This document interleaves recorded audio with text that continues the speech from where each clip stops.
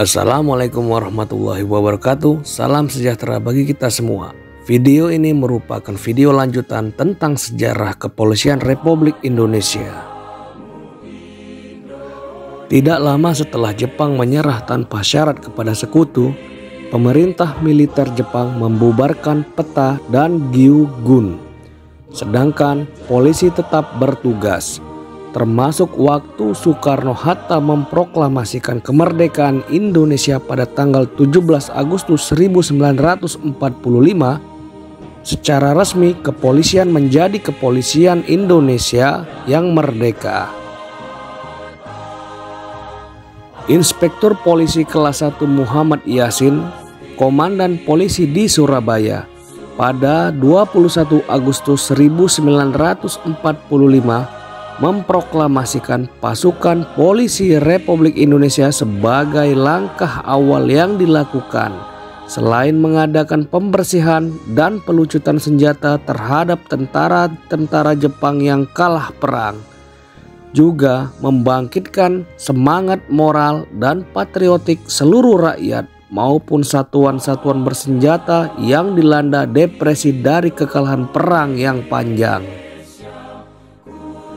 Sebelumnya pada 19 Agustus 1945 dibentuk Badan Kepolisian Negara atau BKN oleh Panitia Persiapan Kemerdekaan Indonesia atau PPKI.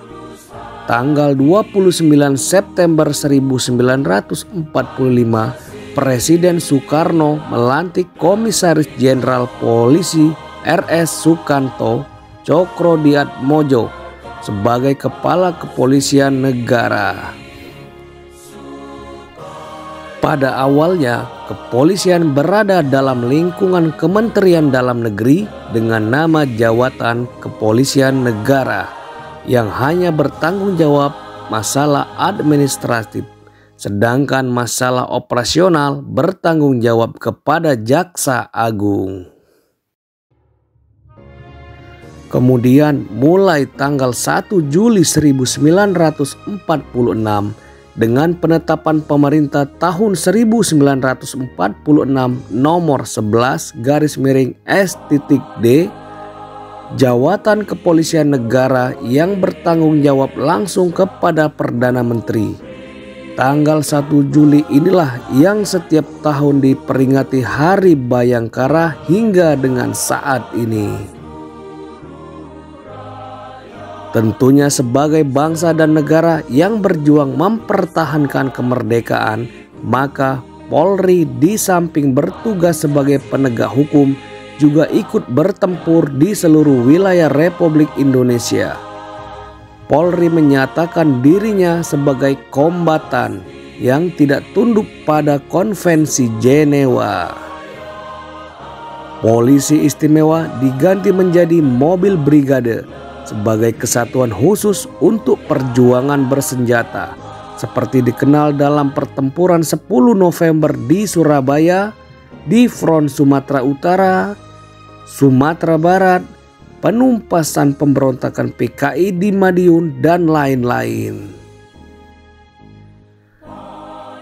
Pada masa kabinet presidensial tanggal 4 Februari 1948 dikeluarkan TAP Pemerintah nomor 1 tahun 1948 yang menetapkan bahwa Polri dipimpin langsung oleh Presiden atau Wakil Presiden dalam kedudukan sebagai Perdana Menteri atau Wakil Perdana Menteri.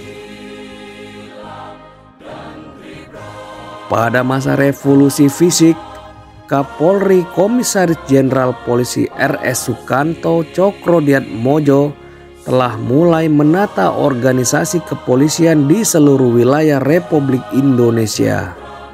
Pada pemerintahan darurat RI atau PDRI yang diketuai Mr. Syafruddin Prawiranegara berkedudukan di Sumatera Tengah, Jawatan Kepolisian dipimpin Komisaris Besar Polisi Umar Said pada tanggal 22 Desember 1948.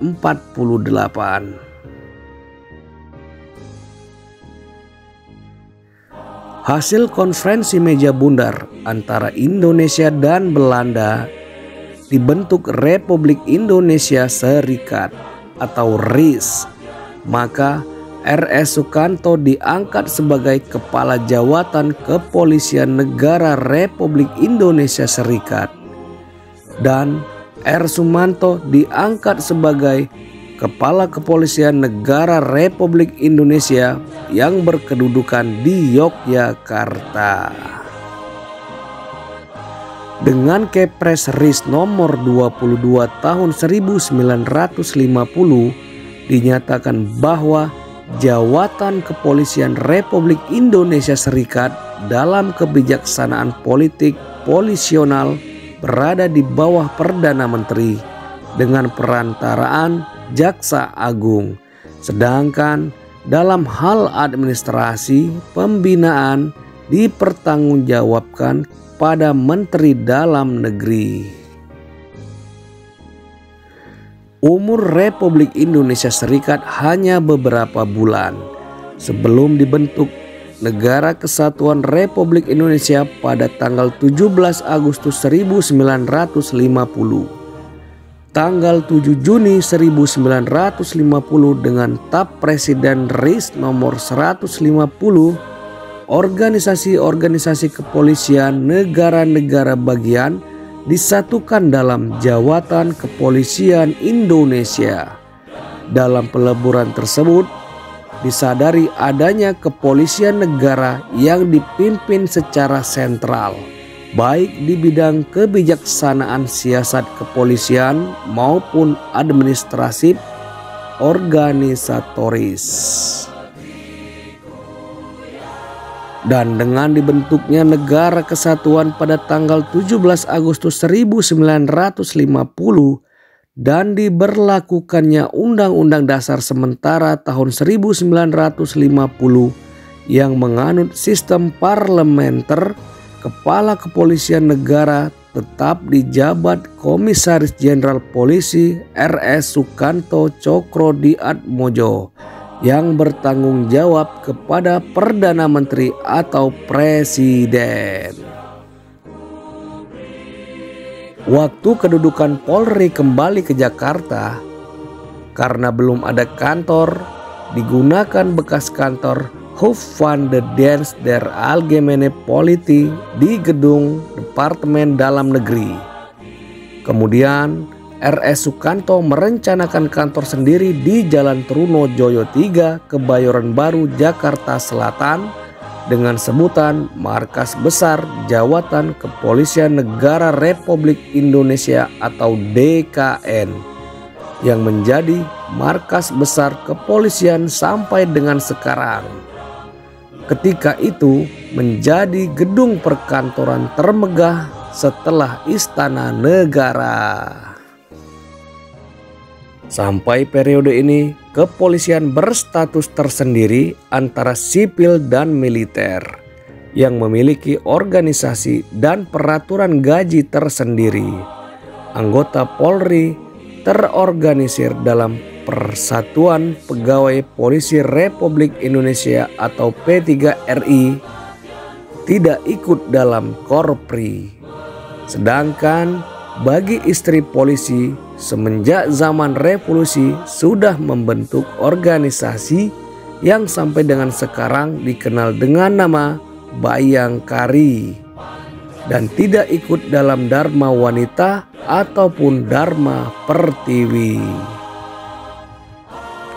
Organisasi P3RI dan Bayangkari ini memiliki ketua dan pengurus secara demokratis dan pernah ikut pemilu tahun 1955 yang memenangkan kursi di konstituante dan parlemen. Waktu itu semua gaji pegawai negeri berada di bawah gaji angkatan perang. Namun P3RI memperjuangkan perbaikan gaji dan berhasil melahirkan peraturan gaji polisi atau PG Pol, di mana gaji polisi relatif lebih baik dibandingkan dengan gaji pegawai negeri lainnya. Oke guys, sampai di sini dulu video kali ini. Semoga video ini bermanfaat bagi kita semua. Sampai ketemu lagi di video selanjutnya. Dadah.